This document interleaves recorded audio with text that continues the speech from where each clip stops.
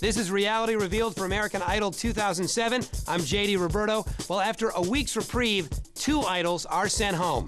What did Chris see behind the scenes that immediately signaled to him he'd be packing his bags? I got to meet some amazing people. And so I couldn't have been more satisfied. And let's face it, like the last few weeks that I was there, I was on an upward turn, you know? I was pretty, feels all right. And then all of a sudden, Country Week happened. Everybody loved me all of a sudden, and then it just kept getting better, you know? I started getting more crowd response every single week. When we had Country Week, Phil Stacey got this newfound confidence that I had never seen him have.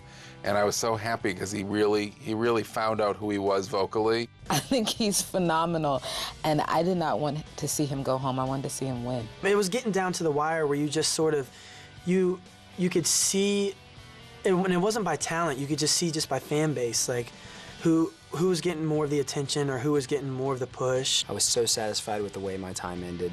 I got to go out singing Blaze of Glory, which was perfect for an outro. It was a perfect way to say goodbye. He sang Blaze of Glory.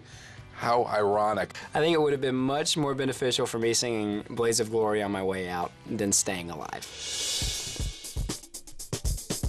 Chris Richardson, my sexy vanilla cream. Love me some Chris. Chris Richardson had a very similar situation to me. He went out on a good performance. He gave a great performance that night. Singing Wanted Dead or Alive again after I got eliminated wasn't so bad. I thought it was going to be a little worse. When he got voted off, I was like, God, Liam, I miss him because he would always make me laugh and smile. He didn't deserve to go home, but look at the 6 people that were left.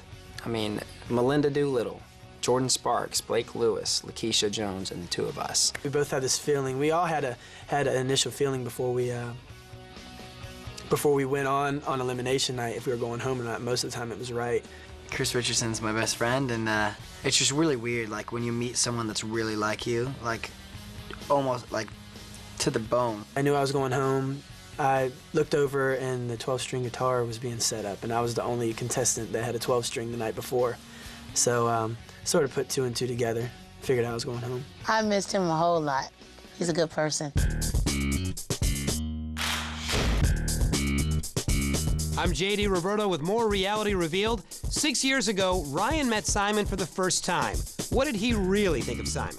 I don't want to talk about Ryan and Simon's relationship. That's purely between Ryan and Simon. I remember the first season, and Ryan is telling me about the show, and this is before it even started, and he's like, there's this English dude who's pompous. I used to be very close to Simon up until the point we came to this country and he met Ryan, and now I'm miffed and I don't want to talk about anything else. That first season, they clicked immediately, and I just thought they loved nothing more than to harass each other. They just say it, and I'm just like, oh my God, do you guys not know that we're taping a show, it's a live show?